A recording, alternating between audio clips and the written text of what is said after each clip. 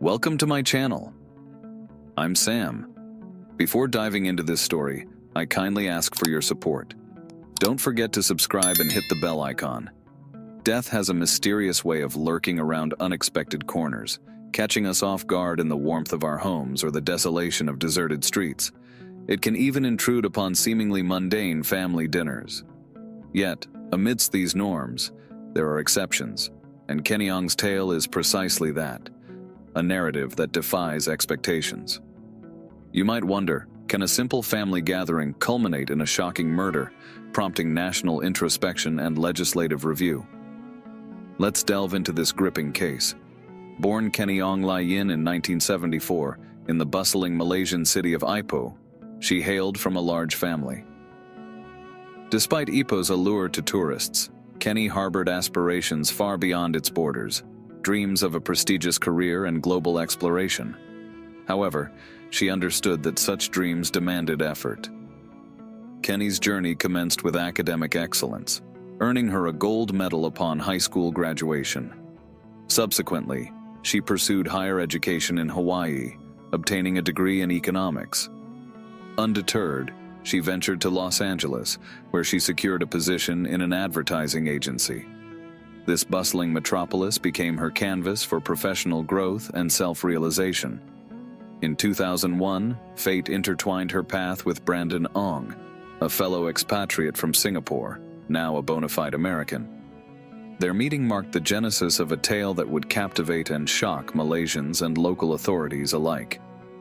Kenny and Brandon's whirlwind romance led them to tie the knot swiftly, after which they relocated to the neighboring city of San Diego. However, just 2 years into their shared journey, tragedy struck. Kenny's father was diagnosed with liver cancer, prompting urgent surgery in Malaysia. Uncertainty shrouded his prognosis, casting a shadow over Kenny's heart. With swift resolve, Kenny packed her belongings and on June 1st departed for Malaysia, leaving Brandon behind in America. Fortunately, the surgery proved successful, and her father, fondly referred to as Bijan, received optimistic prognoses from doctors. Relieved, Kenny looked forward to reuniting with her husband and resuming her cherished career. Taking a morning flight back to Los Angeles, Kenny breathed a sigh of relief. That evening, she gathered her extended family for a farewell dinner at Montes, their beloved restaurant, reminiscent of holidays spent together in years past. Amidst the meal, Kenny's mother suddenly fell unwell, prompting Kenny to offer her care and a ride home. In the parking lot, Kenny rummaged through her purse in search of the parking ticket, her absence elongated as she searched. Concerned, her family members awaited her return, eventually attempting to contact her via phone. Yet to their bewilderment, neither Kenny nor her car was to be found. Panic began to set in as they dialed her number repeatedly, desperate for answers. Even more alarmingly, Kenny's phone was switched off, a perplexing deviation from her norm. The family, intimately acquainted with Kenny's responsible nature, couldn't fathom her sudden disappearance. Even in the event of an unforeseen circumstance, Kenny would surely reach out to her loved ones. But how could such an incident unfold in a closed parking lot, a mere 300 feet from her family? Anxious and desperate for answers, Kenny's father sought the assistance of security guards, urging them to review the surveillance footage.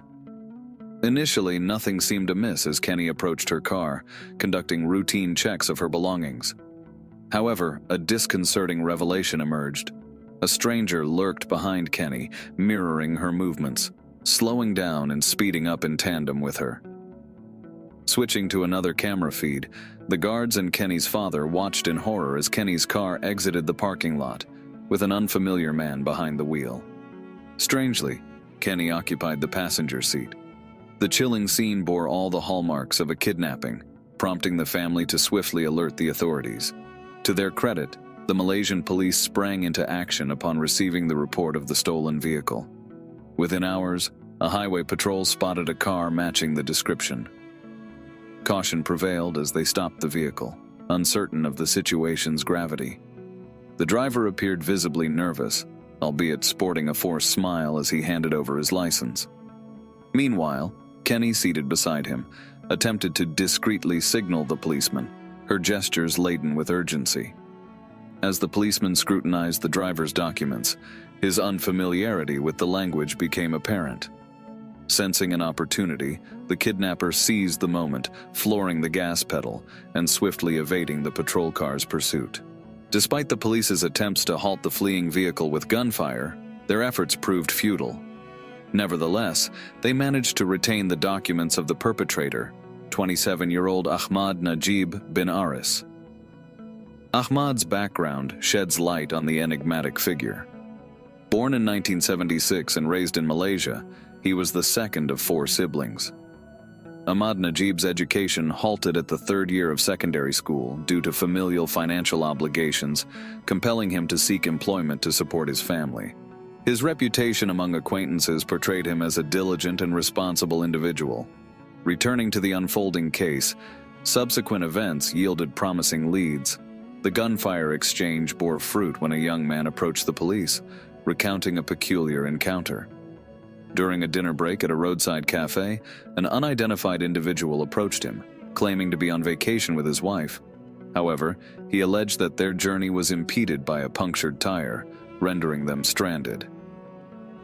Eager to assist, the young man ventured outside, retrieving a jack from the trunk. It was then that he noticed bullet holes on the car's exterior and, alarmingly, on the front passenger seat, an unsettling revelation that propelled the investigation forward. Upon approaching the stranded vehicle, the observant young man was met with a sight far removed from the idyllic image of a vacationing couple. The woman, visibly distressed and hardly resembling someone embarking on carefree adventures with her beloved husband, cast an aura of fear and desperation. In contrast, the purported husband's actions betrayed a lack of genuine concern. Rather than undertaking the task of changing the tire, he merely tinkered with the jack briefly before returning it with a grumble. In a swift deduction, the police connected the dots. Kenny was the terrified woman, and her captor was none other than Ahmad. Tragically, this encounter marked the final sighting of Kenny alive. Her body, or rather what remained of it, would be discovered 3 days later, discarded callously in a sewer manhole near a construction site, her remains almost entirely consumed by fire. The autopsy unearthed the grim details of Kenny's demise, a brutal assault that began with multiple stab wounds to the abdomen, followed by the chilling act of strangulation. Furthermore, in close proximity to the grisly discovery, Kenny's car was located, its tire not punctured but rather riddled with bullet holes, and ominous bloodstains tarnishing the back seat. Curiously, despite possessing the killer's identification documents, law enforcement delayed their visit to Ahmad's residence until after Kenny's lifeless body was unearthed. What's perhaps most unsettling about this narrative is the sheer banality with which Ahmad resumed his daily life, residing at home seemingly unfazed, as if the heinous crime he committed had no bearing on his conscience. As if oblivious to the gravity of his actions, Ahmad resumed his daily routine as though he hadn't absconded with another person's vehicle, as though he hadn't forcibly abducted a woman visiting her ailing father, and as though the harrowing escape from law enforcement, gunfire echoing in the night, hadn't occurred. Yet, forensic tests following Ahmad's arrest unveiled a damning revelation. Amidst the traces of Kenny's blood in the car, Ahmad's own DNA lingered, a sinister testament to his culpability. It's imperative to underscore that in Malaysia, such barbaric murders are exceedingly rare. Per the criminal code, perpetrators of such heinous crimes are liable to face the ultimate punishment, the death penalty. Ahmad's motives remain shrouded in uncertainty. Despite knowing that the authorities possessed incriminating evidence, he opted for full disclosure, perhaps banking on cooperation to mitigate his sentence. At trial, Ahmad donned the facade of an innocent bystander, weaving a narrative that strained credulity. He claimed that the encounter in the parking lot was a case of mistaken identity, alleging that he and Kenny shared a moment of levity upon realizing the error. According to his account, their interaction took a salacious turn, with Ahmad asserting Kenny's purported willingness to engage in intimate relations. Astonishingly, He attributed the marks of strangulation found on Kenny's neck to a supposed sexual fantasy of hers, gone awry. A defense tactic crafted to paint Kenny's death as accidental. This narrative, meticulously crafted by Ahmad's legal team, sought to secure a lesser charge of abuse of the deceased or, at worst, negligent homicide. However, glaring inconsistencies emerged upon closer scrutiny. The defense's assertion that Kenny consented to her own demise strains credulity, particularly in light of the stab wounds inflicted upon her abdomen, an act incongruent with the narrative of consensual intimacy. The defense's contention that Kenny could have fled while Ahmad purportedly tended to the car's tire further erodes credibility, as it fails to reconcile with the evidence at hand. Ultimately, the defense's narrative, while skillfully constructed, crumbles under the weight of scrutiny, underscoring the brutal reality of Kenny's tragic demise. At this juncture, the intricate web of Ahmad's defense began to unravel, revealing its fragility, akin to a house of cards collapsing under scrutiny. The investigation, bolstered by a comprehensive autopsy report, offered a starkly different and more reliable perspective on the events that transpired. Ahmad's predatory actions commenced in the dimly lit parking lot outside Monty's restaurant, where he set his sights on a solitary figure, Kenny. With menacing intent, he trailed her until she reached her car, where he brandished a knife, coercing her into the passenger seat while assuming control of the driver's seat. Subsequent encounters with law enforcement and a futile attempt to remedy a blown tire only served to escalate the tension. Driven by sinister motives, Ahmad transported the vehicle to a desolate location where he subjected a terrified Kenny to unspeakable horrors.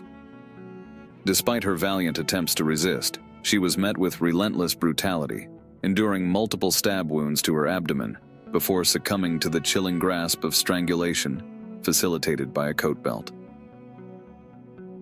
Following the heinous acts of abuse, Ahmad callously disposed of Kenny's lifeless body, casting it into the depths of a nearby manhole, shrouding it beneath layers of tires in a desperate bid to conceal his depraved deeds. Yet his depravity knew no bounds, as evidenced by his return to the scene the following day, armed with canisters of gasoline. In a macabre attempt to eradicate any trace of his crimes, he doused Kenny's remains with the flammable liquid, igniting a blaze that engulfed her body, further obscuring the truth of her tragic fate. Furthermore, revelations surfaced regarding Ahmad's history of sexual violence, with 4 incidents of rape against women emerging from the shadows. Disturbingly, his victims, although fortunate to have survived, opted against reporting the assaults, driven by fear of retribution or disbelief. Ahmad's trail of depravity, marked by a callous disregard for human life, epitomizes the darkest depths of criminality.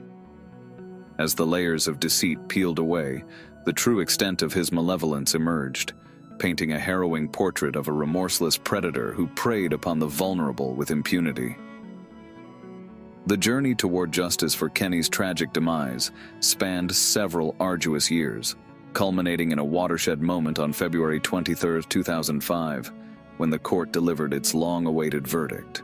However, the closure provided by the sentencing of her murderer, Ahmad, which included the archaic punishment of 10 lashes, offered scant solace to Kenny's bereaved parents, whose hearts bore the indelible scars of their irreparable loss. Despite Ahmad's incarceration, the gaping void left by Kenny's absence endured, casting a pall over their lives that not even the cold steel bars of a prison cell could assuage. Driven by desperation, and perhaps a delusional belief in his own absolution, Ahmad sought to appeal his sentence, penning a missive to the head of state of Selangor in a futile bid for clemency. However, his entreaties fell upon deaf ears, and justice, though delayed, eventually prevailed. 13 agonizing years after Kenny's untimely demise, on September 23, 2016, Ahmad met his final reckoning, the cold embrace of the gallows serving as a grim testament to the immutable hand of fate. The specter of Kenny's murder cast a long shadow over Malaysia, a nation gripped by a pervasive sense of fear and vulnerability in the wake of such senseless brutality. Ahmad's audacious disregard for the sanctity of human life served as a stark reminder that the veneer of civilization could be shattered in an instant, leaving chaos and despair in its wake. The chilling realization that such atrocities could unfold with impunity, even in the seemingly safe confines of a crowded shopping center parking lot, sent shockwaves through the collective consciousness of the populace. In response to the looming specter of insecurity, Malaysian authorities embarked upon a concerted effort to bolster security measures nationwide. The proliferation of CCTV cameras, augmented by an increased presence of security personnel within shopping centers, served as tangible manifestations of the state's commitment to safeguarding its citizens. Moreover, initiatives such as designated parking spaces exclusively reserved for women sought to assuage concerns regarding personal safety in public spaces, albeit through a poignant acknowledgement of the tragic sacrifice that precipitated such measures. Amidst the labyrinthine complexities of justice and security, it is a poignant irony that the impetus for change arose from the ashes of an innocent life extinguished far too soon. Kenny's journey, spanning tens of thousands of miles in pursuit of familial bonds, serves as a poignant reminder of the fragility of existence and the enduring legacy of love and loss. As the curtain falls on this harrowing chapter, Sam extends his heartfelt gratitude to his audience, promising a wealth of compelling narratives yet to unfold. Subscribe to the channel and join him on a journey through the tapestry of human experience, where shocking stories await in the shadows of the unknown.